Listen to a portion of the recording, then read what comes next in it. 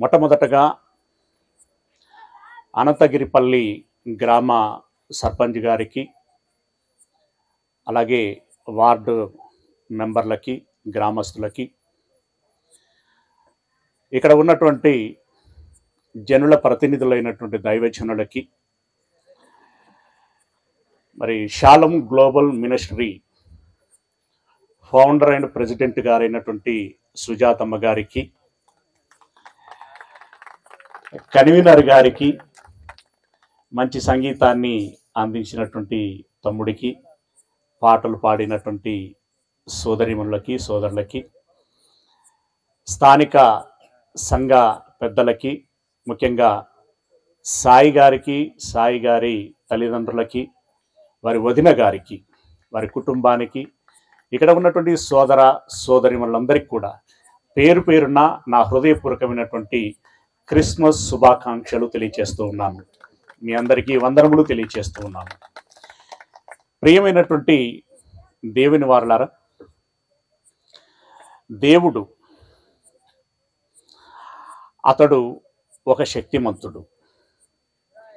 దేవునికి జననము లేదు, మరణము లేదు, ఆది అంతములు లేనటువంటి వాడు. కులాలకు అతీతుడు, మతాలకు అతీతుడు, ప్రాంతాలకి అతీతుడు. ఆయన లోకం పుట్టక మునుపు ఉన్నాడు, ఈ లోకం పుట్టిన తర్వాత కూడా ఉంటున్నాడు, రేపొద్దున ఈ లోకము నశించిపోయిన తర్వాత కూడా ఉంటాడు. అలాంటి వాడే దేవుడు. ఆ దేవునికి అనాది కాలములో ఒక ప్రియమైనటువంటి కుమారుడు జన్మించాడు. ఆయన పేరు యేసుక్రీస్తు.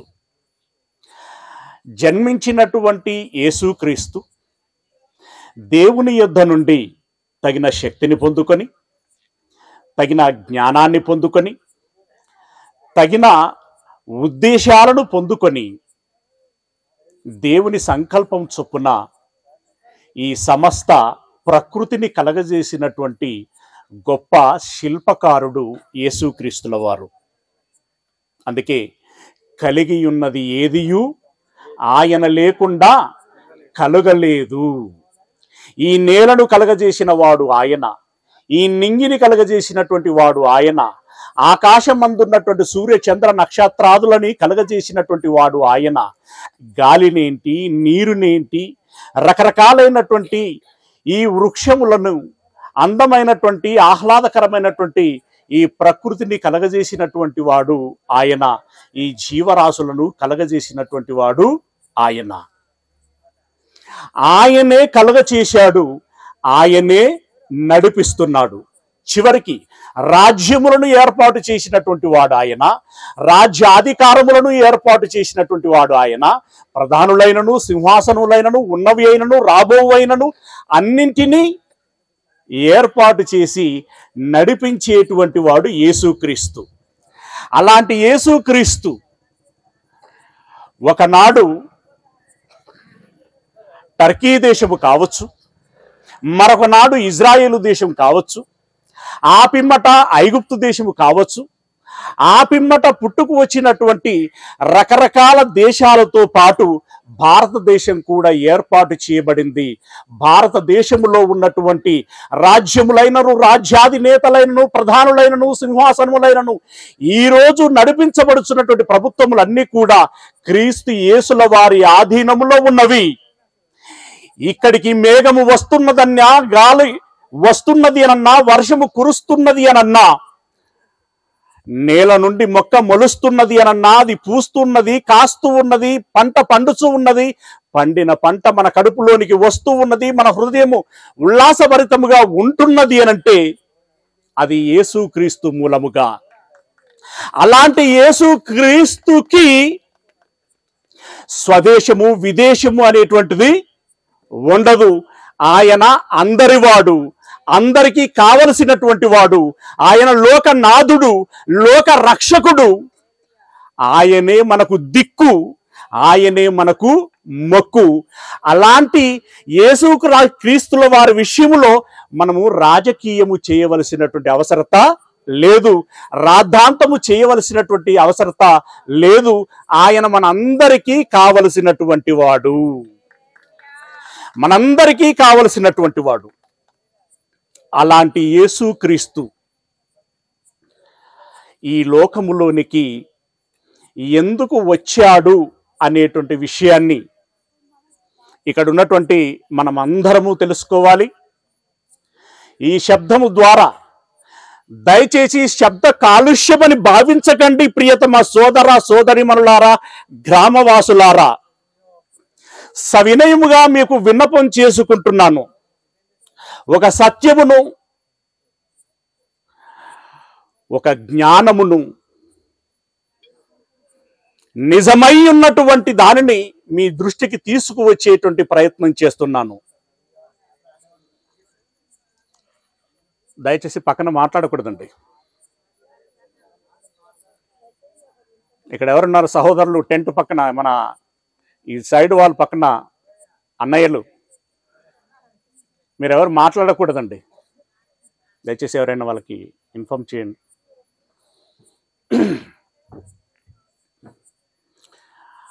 అలాంటి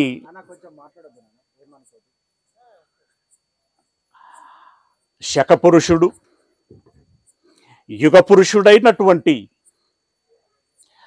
చరిత్రగాంచి ప్రపంచంలో ప్రభంజనము సృష్టించినటువంటి క్రీస్తు యేసుల వారు ఈ లోకములోనికి ఎందుకు వచ్చారు?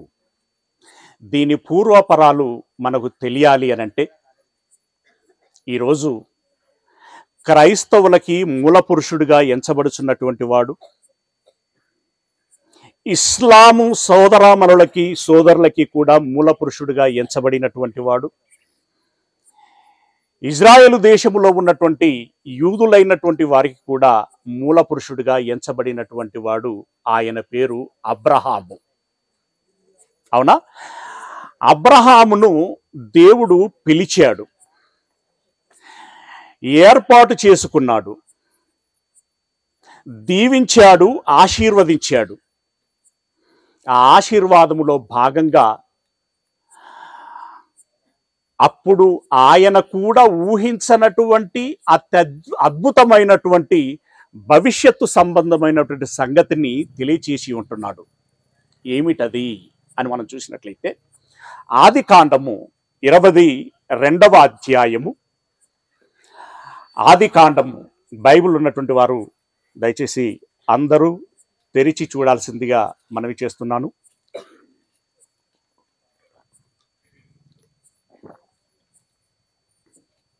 ఆదికాండము 22వ అధ్యాయము 18వ వచనం ఏమంటున్నాడు అక్కడ? అబ్రహాము, నేను పిలవగానే నీ వచ్చినందున, నన్ను నమ్మినందున, నా మీద ఆనుకున్నందున, నా పట్ల భరోసా కలిగి ఉన్నందున, నేను చెప్పినట్లుగా నువ్వు వినినందున, భూలోకములోని జనములన్నీయు నీ సంతానము వలన ఆశీర్వదించబడును. రాసి పెట్టుకో. ఆయన చెప్పాడు తన కుమారుడైన ఇస్సాకుకి, ఆ ఇస్సాకు చెప్పాడు యాకోబుకి, యాకోబు చెప్పాడు తన కుమారుడైన యూదాకి, యూదా చెప్పాడు దావీదు అనేటువంటి ఒకనాడు ఇశ్రాయేలు దేశాన్ని పరిపాలించినటువంటి చక్రవర్తికి, ఆ దావీదు చెప్పాడు తన రాజ్య ప్రజలందరికీ. ఏమని చెప్పాడు? నీవు నా మాట వినినందున భూలోకములోని రాజ్యములన్నీయు, భూలోకములోని ప్రజలందరూ, భాషతో నిమిత్తము లేకుండా, జాతితో నిమిత్తము లేకుండా, ప్రాంతముతో నిమిత్తము లేకుండా,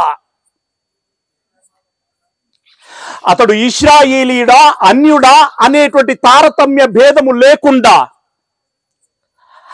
అందరూ ఆశీర్వదించబడతారు.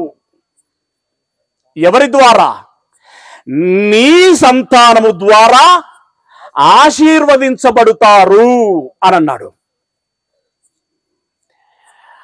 అబ్రహాము సంతానము ద్వారా లోకజనులందరూ ఆశీర్వదించబడటం అనేటువంటిది ఈ గొప్ప ప్రక్రియ ఎలా జరిగింది అంటే, ఆయన సంతానము అన్నప్పుడు ఈ 12 గోత్రాల వారు మనకు కనిపిస్తూ ఉంటారు. కానీ దేవునికి ఎవరు కనిపిస్తున్నారంటే, దావీదు వారసుడిగా కన్యమేరి గర్భము గుండా ఈ లోకములోనికి రాబోవుచున్నటువంటి యేసుక్రీస్తుల వారు కనిపిస్తున్నారు. ఆ యేసుక్రీస్తు ద్వారా లోకజనులందరూ ఆశీర్వదించబడతారు అని అన్నాడు. అలాంటి ఆశీర్వాదము యొక్క భాగ్యం ఇక్కడ కూర్చున్నటువంటి మనందరికీ దక్కుచున్నది. ఈ గ్రామస్తులకు కూడా మంచి అవకాశం ఇస్తూ ఈ రకంగా ఈ రూపంలో ప్రకటన చేస్తున్నాడు. సకల జనులారా నా యొద్దకు రండి, మిమ్మల్ని ఆశీర్వదించెదను, మిమ్మల్ని బలపరిచెదను, ప్రోత్సహించెదను, నడిపించెదను, మంచి ఆనందకరమైనటువంటి సంతోషకరమైనటువంటి సమాధానపూర్వకమైనటువంటి సంతృప్తి కలిగినటువంటి భవిష్యత్తును మీకు ఇస్తాను.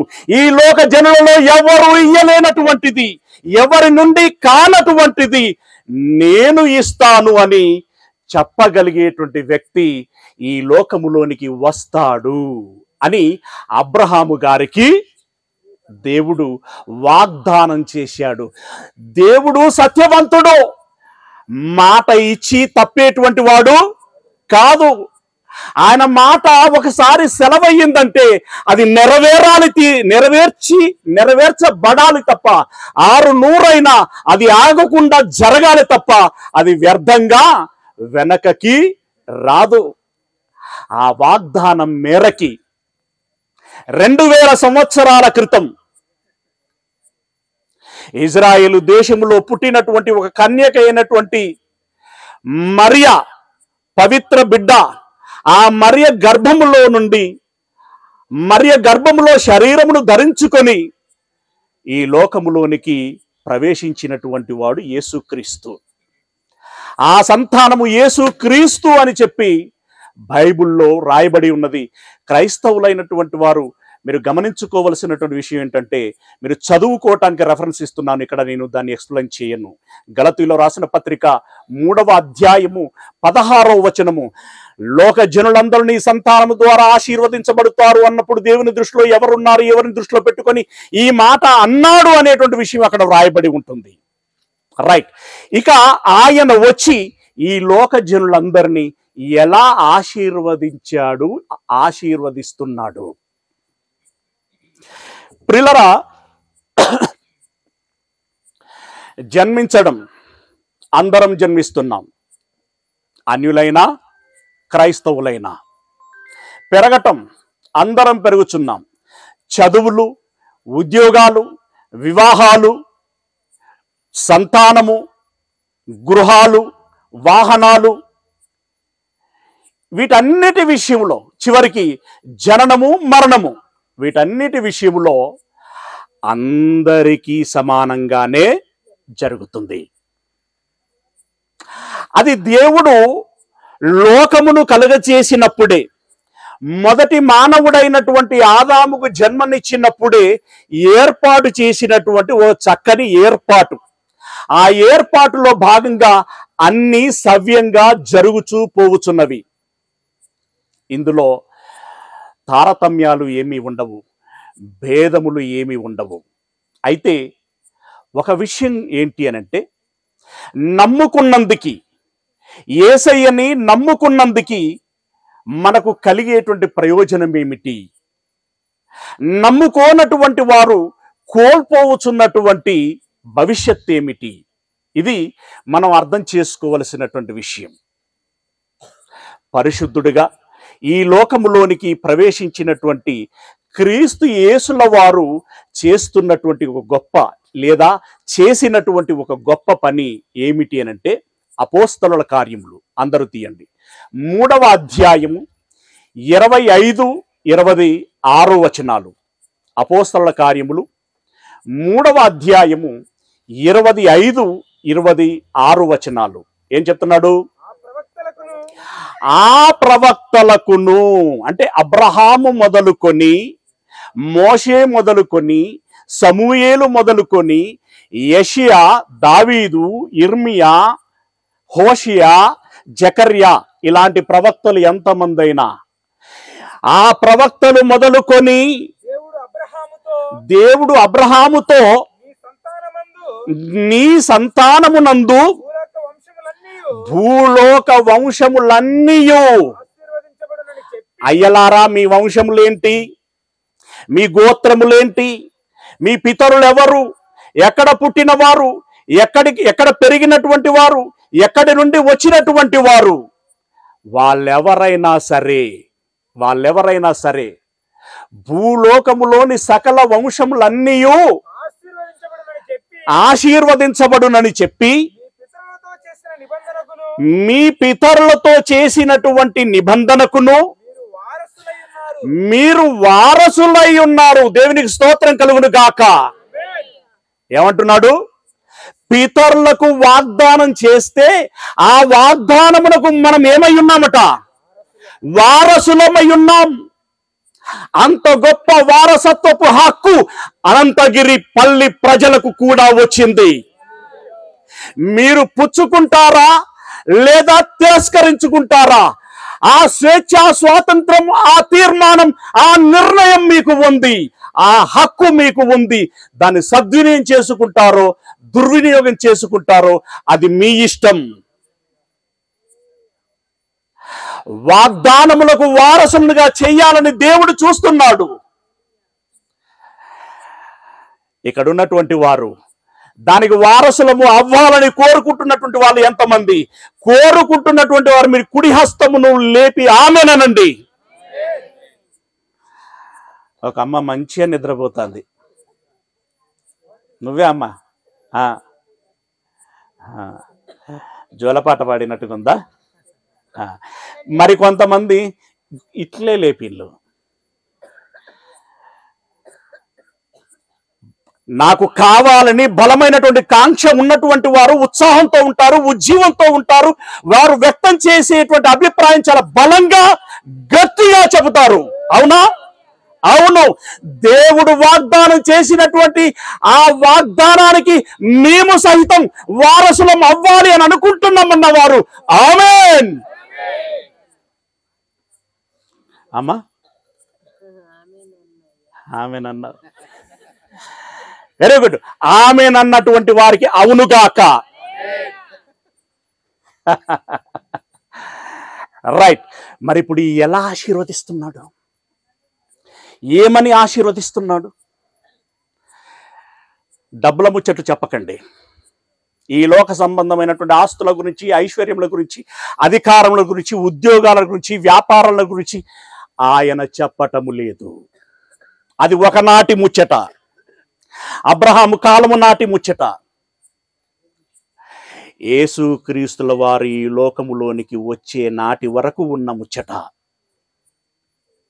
మరి తర్వాత ఈరోజు మనం దున్నుకుంటలేమా? పంటలు పండించుకుంటలేమా? ఏమండి? తొలకరి వర్షాన్ని, కోతకాలపు వర్షాన్ని కురిపిస్తున్న వారెవరు? అంటే దేవుడి ఆశీర్వాదం ఉన్నట్టేనా లేనట్టా? అవునా? మన పిల్లలు వెళ్ళి పంతులు గారు చెప్పేటువంటి పాఠాలు విని జ్ఞాపకంలో ఉంచుకొని పరీక్షల్లో రాసి పాస్ అయి ఉన్నత చదువులు చదివి ఉద్యోగాలు సంపాదిస్తున్నారంటే ఈ దేహానికి బుర్రుంది, ఈ బుర్రలో ఒక మెదడుంది. ఈ మెదడు వినగలుగుతున్నది, గ్రహించగలుగుతున్నది, జ్ఞాపకం ఉంచుకోగలుగుతున్నది.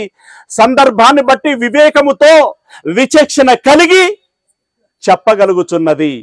అంటే దేవుడు ఏర్పాటు చేసినటువంటి ఏర్పాటే కదండి, దేవుని కృపే కదండి. ఆ విషయంలో దేవుని ఆశీర్వాదం ఎప్పటి నుండో ఉన్నదే కదండి. కానీ అబ్రహాము ద్వారా ప్రత్యేకంగా చెప్పించినటువంటి ఆశీర్వాదము ఏమిటి?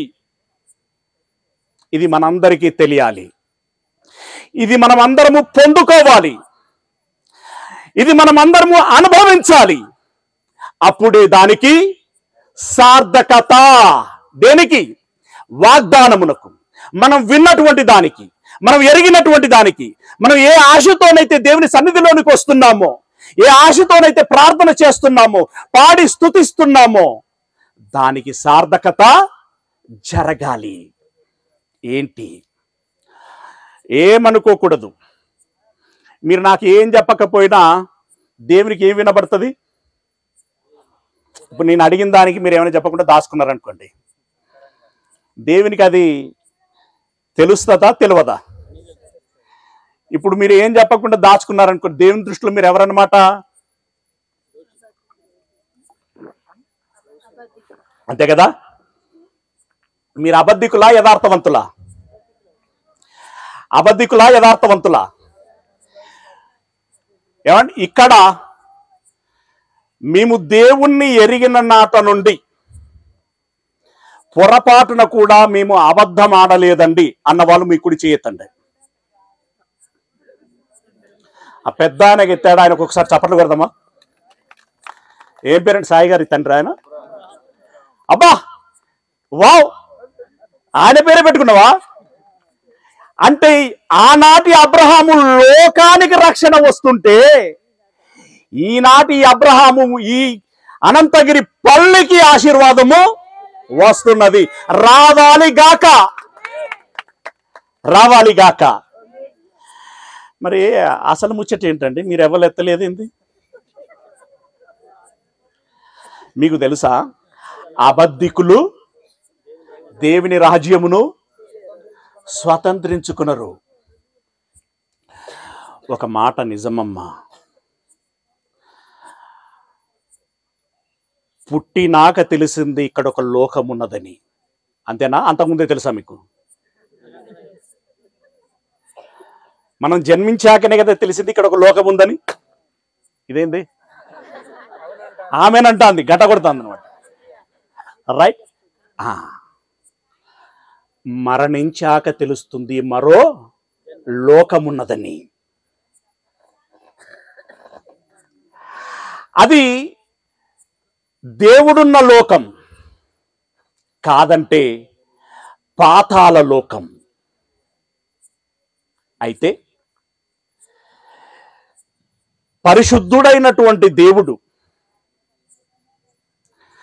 మనందరికీ జన్మనిచ్చినటువంటి తండ్రి అయిన దేవుడు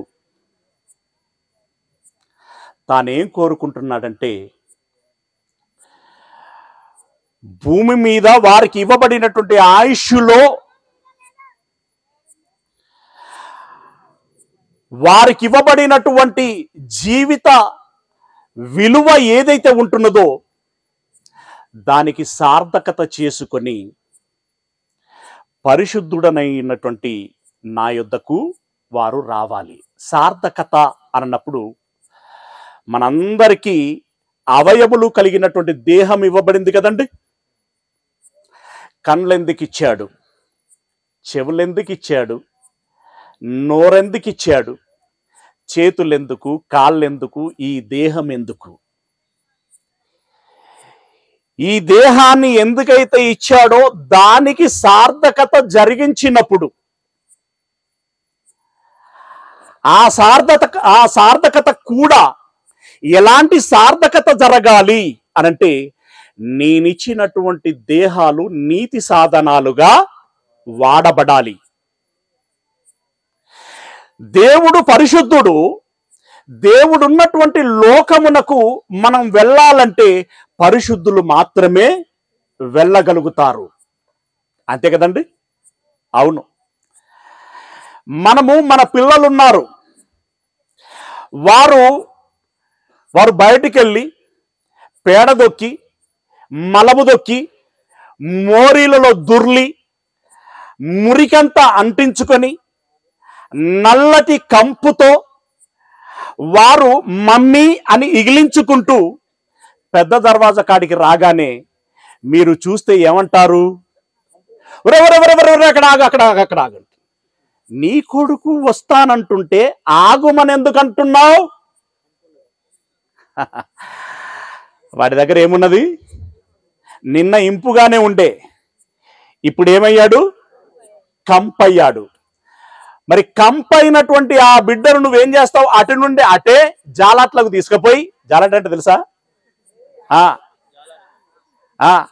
అంటే ట్యాప్ దగ్గరికి, గోళం దగ్గరికి, అంటే అన్ని మారిపోయాయి అనుకోండి, ఆ ట్యాప్ దగ్గరికి తీసుకెళ్ళి ఆ డ్రెస్సులన్నీ తీసేసి ఆ నీళ్ళన్నీ పోసి మంచి సబ్బుతో రుద్ది అప్పుడు టవలుతో తుడిచి సంకలోకి తీసుకొని ఉమ్మ ఉమ్మ అని ముద్దులు పెట్టుకుంటూ గారాబం చేస్తూ మురిపంతో ఇంట్లోకి తెచ్చుకుంటావు. ఇది తల్లి ప్రేమ, ఇది తండ్రి ప్రేమ.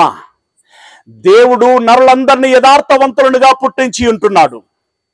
కానీ పెరిగి పెద్దవుచున్న కొలది తల్లిదండ్రుల ప్రభావమో, అన్నదమ్ముల ప్రభావమో, సమాజము యొక్క ప్రభావమో, స్నేహితుల యొక్క ప్రభావమో, ఈరోజు ఉన్నటువంటి టీవీల ప్రభావమో, సెల్ ఫోన్ల, ముఖ్యంగా సెల్ ఫోన్ల ప్రభావంతో వాడు చూడకూడనివి చూస్తున్నాడు, వినకూడనివి వింటున్నాడు, నేర్చుకోకూడనటువంటివి నేర్చుకుంటున్నాడు, అభ్యాసము చేయకూడనటువంటి వాటిని చేస్తున్నాడు. అలా నోటితో, మనస్సుతో, హృదయముతో, చేతులతో, కాళ్ళతో, శరీర అవయవాలతో చేయకూడనటువంటి తప్పులు చేస్తున్నాడు. ఒకటా రెండా? కుప్పలు కుప్పలుగా చేస్తున్నాడు. ఆ తప్పులనే దేవుడు పాపాలు అని అంటున్నాడు. పాపాలు అని అంటున్నాడు. ఆ పాపముల కంపు కొడుతూ ఉంటే దేవుడు తన ఇంటికి మనల్ని ఎలా పిలుస్తాడు, ఎలా రాణిస్తాడు? ఎలా రాణిస్తాడు? మనము పాపముతో ఉన్నంత కాలము ఆయన రానివ్వడు. ఆయన రానివ్వట్లేదు కనుక నువ్వు ఇక్కడనే ఉండు అని ఈ లోకం అంటదా? ఈ లోకం ఏమంటది? ఓ 70-80 సంవత్సరాలు రాగానే ఇక బో అని అంటా ఉంటది. ఎట్లా అంటది? మోకాళ్ళ నొప్పులు టింగ్ టింగ్ అంటాయి. ఇంకా ఎందుకు బతుకుతావు నువ్వు? అవునా? నడుము నొప్పు, కండ్లు కనబడవు, నములుదామంటే దంతాలు ఉండవు, వినికిడి ఉండదు, వణుకు, కాలు తీసి కాలు వేయలేరు, పడుకుంటే నిద్ర రాదు, తింటే అరగదు. ఎన్ని రకాల సమస్యలండి. అప్పుడు ఏమంటారో తెలుసా? ఈ బతుకు పాడుగాను. ఎందుకు ఈ బతుకు? యాల పొద్దుగాల చచ్చి వెళ్ళిపోతే బాగుండు అని అంటారా లేదా పెద్దవాళ్ళు? అంటే నీ దేహం నీకేమని చెప్తాంది? తొందరగా వెళ్ళిపో. దేహమే కాదు, ఈ లోకమే వెళ్ళిపోమంటది. ఎవరైనా ఆపుతారా? డబ్బున్నోళ్ళు వచ్చి నువ్వు పోవాల్సిన అవసరం లేదు, నేనున్నాను రా అని ఆపుతారా? ఆపగలరా? వైద్యులు ఆపగలరా? అధికారులు ఆపగలరా? మన వారనబడిన వారు ఎవరైనా సరే ఆపగలరా? అంటే ఈ లోకము చెప్పకనే చెబుతుంది వెళ్ళిపోమ్మని. ఇంకో విషయం చెప్పనా? వారసులు ఉన్నారనుకోండి, ఆస్తిపాస్తులు ఉన్నాయనుకోండి, నాన్న నీ వయసు దగ్గర పడుతుంది, నువ్వు ఉన్నప్పుడే మాకు ఆస్తులు పంచి కాగితాలు రాసిస్తే బాగుంటుంది అంటే, ఆ కొడుకు నువ్వు వృద్ధుడవయ్యావు, మాకు రాసిస్తే ఏ చిక్కులు లేకుండా ఉంటున్నాయంటే పరోక్షంగా ఆయన ఏం చెబుతున్నట్టు, ఏం దృష్టికి తీసుకొస్తున్నట్టు? నీవు వెళ్ళిపోతావు అని చెప్తున్నాడు. అదేనా? అది నిజమే, వెళ్ళిపోవటం అనేది నిజం. మరి ఇప్పుడు అక్కడ దేవుడు రానివ్వకపోతే, ఈ లోకము వెళ్ళగొడితే ఎక్కడికి వెళ్ళాలి? మొత్తానికి వెళ్ళుట ఖాయం. ఈ లోకములో నుండి వెళ్ళుట ఖాయం. వెళ్ళిన మనము దేవుడు రానియకపోతే ఎక్కడికి వెళుతాం అంటే, పాపము చేసిన, తప్పు చేసిన ప్రతి వాడికి శిక్ష అనేటువంటిది ఈరోజు మన చట్టములో మనం ఏ విధంగానైతే రాసుకొని ఉన్నామో, దేవుని దృష్టిలో తప్పు చేసినటువంటి వారిని నరకము అనేటువంటి శిక్షలోనికి పంపిస్తాడు. అలాంటి భయంకరమైనటువంటి శిక్షలోనికి మనం వెళ్ళకూడదు అనంటే, దేవుడున్నటువంటి దేవలోకములోనికి మనము వెళ్ళాలి. అలా వెళ్ళాలి అనంటే ఈ విషయాన్ని తెలియచేసినటువంటి వాడు, ఈ మార్పును తీసుకొచ్చేటువంటి వాడు యేసుక్రీస్తు ఆ మాటే 26వ వచనంలో చెప్తున్నాడు. చూడండి, 26వ వచనము. దేవుడు తన సేవకుణ్ణి పుట్టించి మీలో ప్రతి వానిని వాని దుష్టత్వము నుండి మళ్లించుట వలన. దుష్టత్వము నుండి మళ్లించటం అంటే దాని అర్థం ఏంటి? శిక్షలో నుండి, మొదటగా పాపములో నుండి తప్పించటం, అంతేనా? తర్వాత నరకములో నుండి తప్పించటం, సాతాను యొక్క ఆ భ్రష్టుడి యొక్క కబంధ హస్తాలలో నుండి విడిపించటం, అలా విడిపించి పరిశుద్ధులనుగా చేసి ప్రభు పాదముల యొద్దకి చేర్చి మరణించిన తర్వాత మరలా బ్రతుకులాగున్నా, బ్రతికిన వాడు మరెన్నటికి మరణించకుండులాగున ఏర్పాటు చేసినటువంటి వాడు యేసుక్రీస్తుల వారు. ఆమేన్. దేవునికి స్తోత్రం కలుగును గాక. నశించిపోకుండా నిత్య జీవములోనికి నడిపించులాగున అప్పటి వరకు లోకం మెరగనటువంటి అనేకమైనటువంటి జ్ఞానయుక్తమైనటువంటి మాటలు ఆయన నోట నుండి జారువాలాయి. ఆ మాటలు విన్నటువంటి వాళ్ళందరూ ఆశ్చర్యపడ్డారు, అబ్బురపడ్డారు. ఇంత గొప్ప జ్ఞానం ఇతడికి ఎక్కడి నుండి వచ్చింది? ఇతడు వడ్లవాని కుమారుడు కాడా? మన కళ్ళ ముందే నిన్న మొన్న పెరిగినవాడు కాడా? ఇలాంటి వాడు మనం ఎన్నడూ విననటువంటి సంగతులు ఎలా బోధించగలుగుతున్నాడు అని చెప్పి ఆశ్చర్యపడ్డారు. అనేకులు వాటిని ఆలోచించారు. ఆలోచించిన వాటి వాళ్ళందరూ కూడా అర్థం చేసుకొని, నిజంగా ఈ మాటలు నాకు అవసరం, ఈ మాటలు నాకు మంచి భవిష్యత్తుని ఇస్తాయి, ఈ మాటలు నాకు కావాలి అని చెప్పి క్రీస్తు యేసునొద్దకు వచ్చారు. వచ్చినటువంటి వారు, అయ్యా మీరేం చెబుతున్నారో ఆ ప్రకారంగా మేము ఉంటాం, మీరు అనుగ్రహిస్తానన్నటువంటి ఆ నిత్య జీవాన్ని, ముఖ్యంగా మొదటగా రక్షణను మాకు అనుగ్రహించండి, నిత్య జీవాన్ని మాకు అనుగ్రహించండి అని ఆయన చెంతకు చేరినటువంటి వారే మొదటి శతాబ్దపు క్రైస్తవులు. ఆ పిమ్మట వారు బోధించగా 2వ శతాబ్దం, అలా 3వ శతాబ్దం, 4వ శతాబ్దం, అది వరదలా ప్రవహిస్తూ 21వ శతాబ్దములోనికి వచ్చింది. ప్రపంచంలో ఉన్నటువంటి 800 కోట్ల జనాభాలో 450 కోట్ల పైచలకు క్రైస్తవులుగా ఈరోజు సాక్ష్యం కలిగి ఉన్నారు అంటే అది క్రీస్తు యేసు మూలముగా దక్కినటువంటి ఆశీర్వాదం. అబ్రహామునకు దేవుడు ఇచ్చినటువంటి ఆశీర్వాదము క్రీస్తు యేసుల వారి ద్వారా ఈరోజు ఆ విధంగా నెరవేరుచున్నది. ఇక్కడ కూర్చున్నటువంటి మీలో అనుమానాలు ఉన్నాయి కదా. అవును, నేను అబద్ధం ఆడుచున్నానా? నేనేమన్నా మోసం చేస్తున్నానా? నేనెవరన్నా తిడుతున్నానా? ఎవరినైనా కొడుతున్నానా? తిట్టిన వాడిని ఏం చేద్దామా? తిట్టకూడదు కదా. ఇలాంటి చాలా ఉన్నాయి కాంప్లికేషన్స్. అలా మనం ఆలోచించుకున్నప్పుడు ఏం జరుగుతుందో తెలుసా? మీరు గమనించాలి. మీరు ప్రార్థనలో ఉన్నప్పుడు దేవుడు నాతో మాట్లాడితే బాగుండు అని అనుకుంటారు కదా. కానీ విషయం ఏంటంటే, అనుకుంటారు కానీ నిజంగా ఆయన మాట్లాడుచున్నప్పుడు మాత్రం దాన్ని గమనించరు. ఎస్, మాట్లాడితే బాగుండు అని మీరు అనుకుంటారు. నీ ఆశ మేరకే ఆయన మాట్లాడుతాడు. కానీ ఆయన మాట్లాడినప్పుడు నువ్వు దాన్ని పెడచెవిన పెడతావు. ఎలాగో తెలుసా? ఎలా మాట్లాడతాడు తెలుసా? ప్రియులారా, చర్చికి వెళ్ళేటువంటి వాళ్ళందరికీ ఒక అనుభవం ఉంటుంది. ఏంటి అనంటే, జక్కయ్య ఇజ్రాయేలు దేశములో యోర్దాను నది ఓరన యెరికో అనేటువంటి ఒక పట్టణం ఉంటుంది.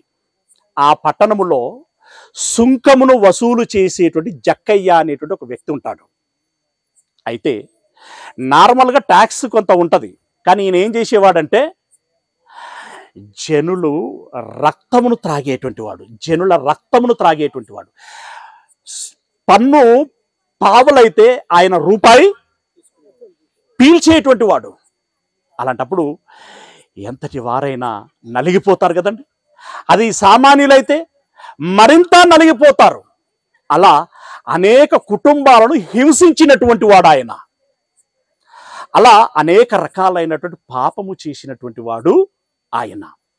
అయితే యేసుక్రీస్తుల వారు, అమ్మా ఎక్కడ పుట్టాడు ఆయన? ఎక్కడ పుట్టాడు అమ్మా చెప్పాలి. చర్చికి వెళ్ళే వాళ్ళు చెప్పాలి. ఇక్కడ చర్చికి వెళ్ళే వారెవరో వెళ్ళని వారెవరో నాకు తెలియదు. చర్చికి వెళ్ళే వారు చేయతండి ఒకసారి. వెరీ గుడ్, దేవునికి స్తోత్రం కలుగును కాక. ఆయన ఏ ఊరిలో పుట్టాడు? బెత్లెహేములో పుట్టాడు. Very good. ఏ ఊరిలో పెరిగాడు? నజరేతులో పెరిగాడు. అవునా? ఇప్పుడు ఏ ఊరికి వెళ్ళాడు? యెరికోకు వెళ్ళాడు ఈ సందర్భాన్ని. అవునా? యెరికోకు వెళ్ళాడు. ఎక్కడ పుట్టాడు? ఎక్కడ పెరిగాడు? ఎందుకు యెరికోకు వెళ్ళాడు అనంటే, అక్కడ జక్కయ్య అనేటువంటి ఒక పాపి ఉన్నాడని ఆయనకు ముందే తెలుసు. అక్కడికి వెళ్తే అనేక మంది జనులు ఆయనను ఆయన చుట్టూ మూగారు. ఎందుకంటే ఆయన రోగం ఉన్నటువంటి వారికి స్వస్థత ఇస్తున్నాడు, ఆకలైనటువంటి వారికి రొట్టె పెడుతున్నాడు. ఆయన దగ్గరికి పోతే ఏదో ఒక ప్రయోజనం దక్కుతుందని చెప్పి అనేకులు ఆయన చుట్టూ మూగుచున్నారు. కొంతమంది నిజాయితీగా ఆయన మాటలు వినటానికి వచ్చేవారు. అయితే ఆ నోట ఈ నోట ఎన్నో రోజుల నుండి వింటున్నటువంటి జక్కయ్యలో అలాంటి గొప్ప మాటలు చెప్పేటువంటి వాడు, పరిశుద్ధుడుగా సాక్ష్యం సంపాదిస్తున్నటువంటి వాడు, అనేకమైనటువంటి అద్భుత క్రియలు ఆశ్చర్య కార్యాలు చేస్తున్నటువంటి యేసుక్రీస్తు మన ఊరికి వచ్చాడట. ఆయన ఎలా ఉంటాడో ఒకసారి చూసి వద్దామని చెప్పి అక్కడికి వెళ్ళాడు. సమూహము ఎక్కువగా ఉండటం మూలంగా అతన్ని చూడలేక ఏం చేశాడట? చెట్టెక్కాడు. చుట్టూ అంతమంది ఉంటే ఆయన దృష్టి ఎటువైపు వెళ్ళిందండి? చెట్టు మీద ఉన్నటువంటి జక్కయ్య వైపుకు వెళ్ళింది. వీళ్ళందరినీ కాదని అతని వైపే దృష్టి వెళ్ళటానికి గల కారణం ఏంటి అనంటే,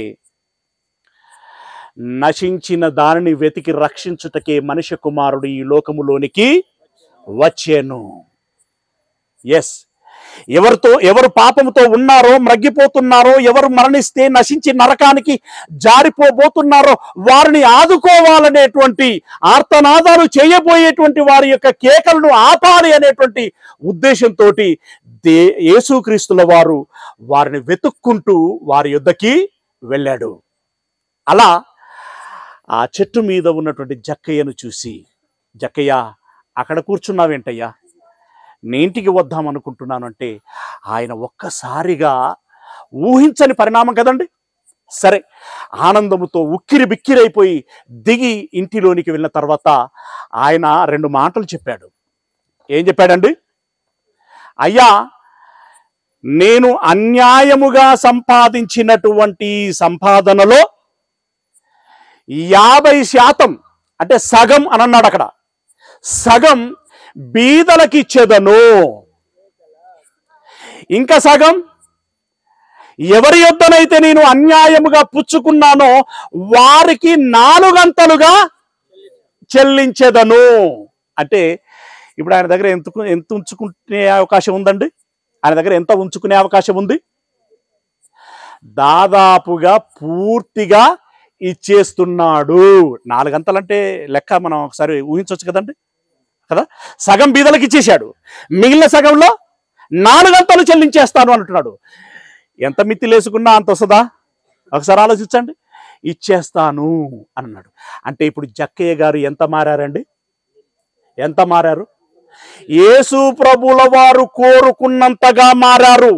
అంటే సంపూర్ణముగా 100% మారాడు. మరి మనం ఎంత మారాము?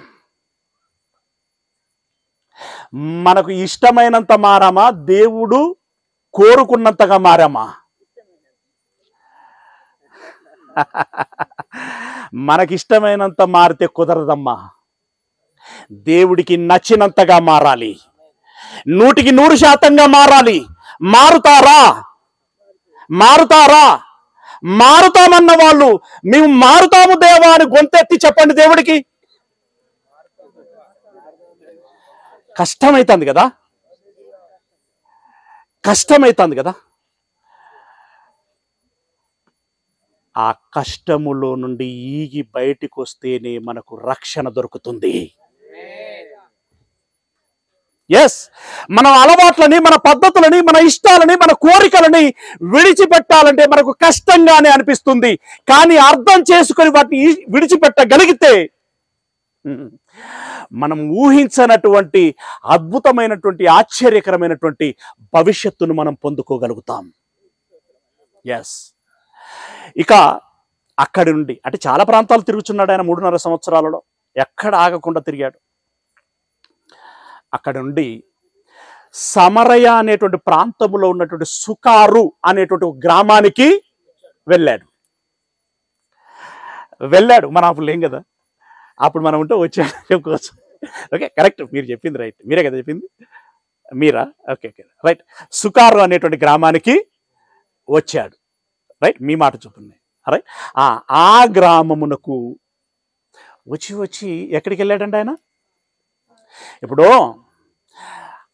యాకోబు త్రవ్వించినటువంటి బావి యొద్దకు వెళ్ళి దాహమైనటువంటి వాడుగా కూర్చున్నాడట. వాస్తవానికి ఆయనకు దాహం లేదు, ఎందుకంటే ఆయన ఆకలి అయ్యేవాడికి అన్నం పెట్టేవాడు, దాహం అయ్యేటువంటి వాడికి నీరు ఇచ్చేటువంటి వాడు. అక్కడికి వ్యభిచారము చేసేటువంటి ఒక స్త్రీ వచ్చింది. ఆమెతో మాట్లాడాడు, మొత్తానికి చాలా మాట్లాడాడు. కంక్లూజన్ ఏంటంటే, ముగింపు ఏంటి, ఆ మాటల్లో సారాంశం ఏంటి? చివరికి ఆయన మాట్లాడినటువంటి మాటలు, ఆయన రహస్యములను బయట పెట్టినప్పుడు ఈయన సామాన్యుడు కాదండోయ్ అని చెప్పి గమనించుకున్నటువంటి ఆయన మొట్టమొదటగా నీవు ప్రవక్తవు అని నమ్ముచున్నాను అని అన్నది. ఆ తదుపరి నీవు మెస్సియవు అని నమ్ముచున్నాను అని అన్నది. ఆ పిమ్మట బావి ఎద్దనే కుండను వదిలిపెట్టి ఊరిలోనికి వెళ్ళి, ఇదిగో మనం ఎదురు చూస్తున్నటువంటి మెస్సియా ఇతడు కాడా, వచ్చి చూడండి అని చెప్పి వారందరినీ తోడుకొని వచ్చి యేసయ్యతో మాట్లాడిపించి, యేసయ్య మాటలను వినిపించి, వాళ్ళందరూ వారి నోటితో ఏమని చెప్పగలుగులాగున చేసిందామే. అమ్మా, నీవు చెప్పిన మాటలను బట్టి కాక ఇప్పుడు స్వయంగా క్రీస్తు యేసుతో మేము మాట్లాడాము కాబట్టి మేము ఆయన మాటలను బట్టి మేము నమ్ముచున్నాము అని అన్నారు. ఏమండి, విన్నటువంటి మాటలకి స్పందన, నిజంగా ఆలోచించటము, స్పందించటం అనేటువంటిది అంత త్వరగా ఉండాలి.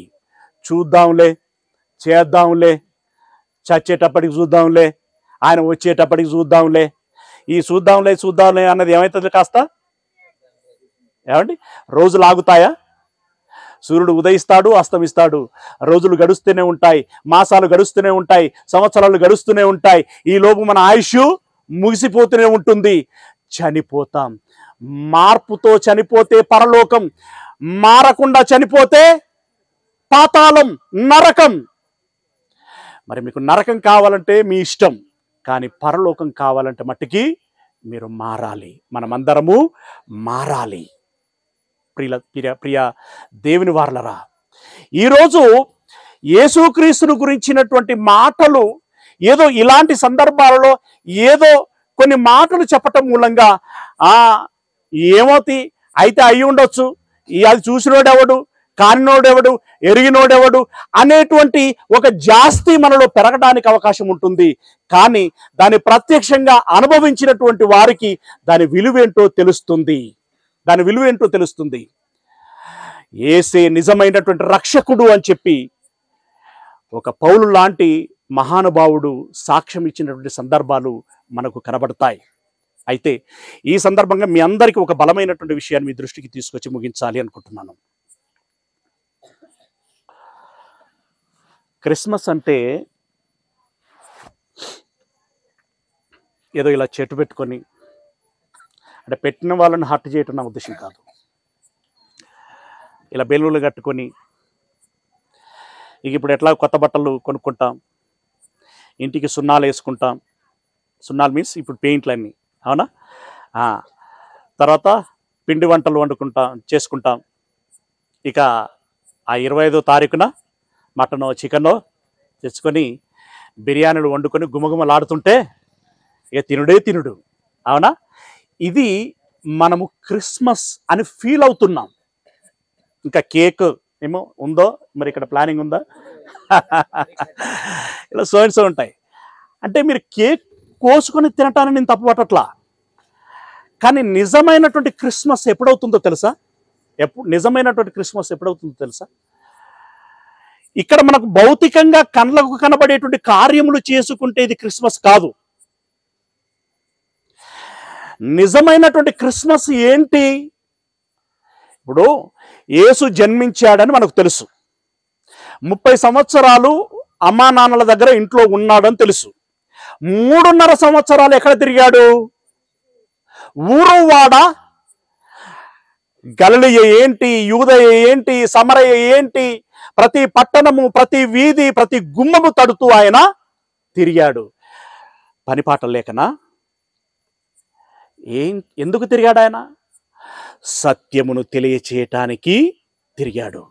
జరిగిందేమిటి, జరుగుతున్నదేమిటి, జరగబోయేది ఏమిటి, ఈ నా ప్రజలకు తెలియాలి అనేటువంటి ఉద్దేశంతో తిరిగాడు. ఏదో అంటారు కదా, కాళ్ళకు ఏదో కట్టుకొని తిరిగామని అంటా ఉంటారు పెద్దలు. కాలు చెప్పులు అరిగేదాకా తిరిగాము అని చెప్పేసి అని అంటా ఉంటారు. ఆయన అంతగా తిరిగాడు. ఎందుకోసము తిరిగాడు? తిమోతికి రాసినటువంటి మొదటి పత్రిక 2వ అధ్యాయము 4వ వచనము. తిమోతికి రాసినటువంటి మొదటి పత్రిక 2వ అధ్యాయము 4వ వచనము. మనుషులందరూ రక్షణ పొంది సత్యమును గూర్చిన అనుభవ జ్ఞానము కలిగిన వారై ఉండవలయునని నిశ్చయించుచున్నాడు. మర్చిపోకూడదు, చరిత్రను మనం మార్చలేము, వర్తమానములో జరుగుతున్నటువంటి దానిని మనం మార్చలేము, భవిష్యత్తులో ఏది నిర్ణయించబడుతున్నదో దానిని మార్చలేము. కానీ గతము, వర్తమానము, భవిష్యత్తు అనేటువంటి ఒక సత్యం ఉంది. ఈ సత్యమును గూర్చినటువంటి సంగతులు మనము ఎరగాలి. సత్యమును గూర్చిన అనుభవ జ్ఞానము మనకు తెలియాలి. అంటే క్రీస్తు యేసుల వారు బోధించినటువంటి మాటలన్నీ మనకు తెలియాలి. ఇక్కడ మెజారిటీ క్రైస్తవులే అని మీ చేతులు ఎత్తడం ద్వారా తెలిసింది. కాబట్టి అమ్మలారా, అన్నలారా, మనందరికీ తెలియాల్సింది ఏంటి? ఆనాడు యేసు శరీరాన్ని ధరించుకొని వచ్చాడు.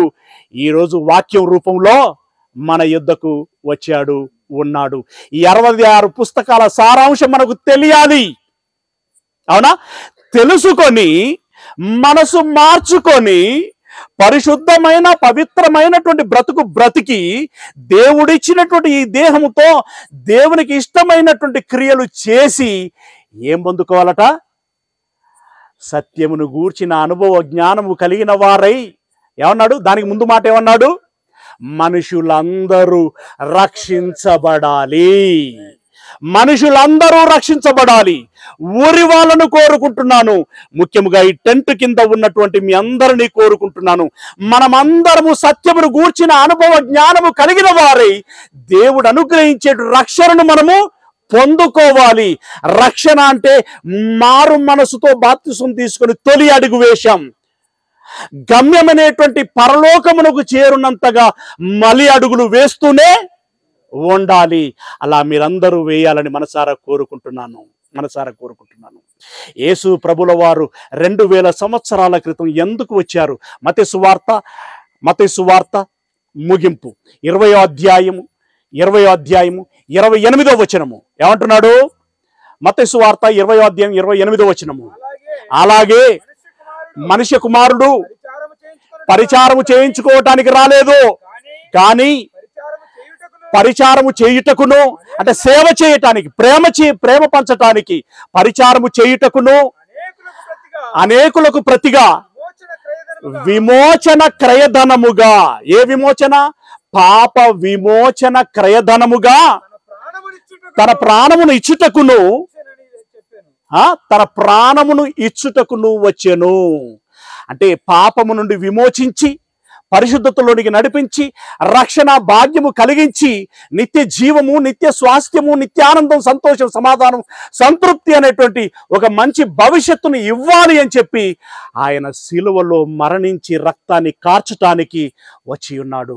ఆ విలువైనటువంటి సిలువ మరణపు యొక్క ఆ ఉద్దేశాన్ని అర్థం చేసుకోగలిగితే అంతరంగము జలధరిస్తుంది. అక్కడ మనకు పాశ్చాత్తాప హృదయం కలుగుతుంది. ఆ పాశ్చాత్తాప హృదయం కలిగితే మారు మనసు వస్తుంది. మారు మనసు వస్తే మనము రక్షణలోనికి ప్రవేశిస్తాం. ఎప్పుడైతే ఈ సత్యమును తెలుసుకొని, ఎప్పుడైతే మనం మారు మనసు పొంది, ఎప్పుడైతే మన పరిశుద్ధ జీవితంలో, రక్షణ జీవితంలో అడుగుపెట్టి కొనసాగుతామో, అది యథార్థంగా ఎప్పుడైతే కడవరకు నడుస్తుందో అప్పుడే నిజమైనటువంటి అసలు సిసలైనటువంటి క్రిస్మస్ జరిగినట్టుగా ఉద్దేశించబడుతుంది. మీరందరూ ఏమంటే ఉండిపోయేటువంటి దాని గురించి కాకుండా ఉండబోయేటువంటిది శాశ్వతమైనటువంటి జీవితాన్ని సంపాదించుకునేటువంటి వారుగా ఉండాలని, అలా మీరు ఈ ఒక్క దినమునకు కాకుండా డిసెంబర్ 25 అనేటువంటి ఒక దినానికి కాకుండా శాశ్వతమైనటువంటి, అంటే ప్రతి దినము సంతోషించేటువంటి వారుగా మీరందరూ ఉండాలని మనసారా కోరుకుంటూ ఈ మాటల్ని ముగిస్తున్నాను. దేవుడు మిమ్మల్ని అందరినీ దీవించును గాక.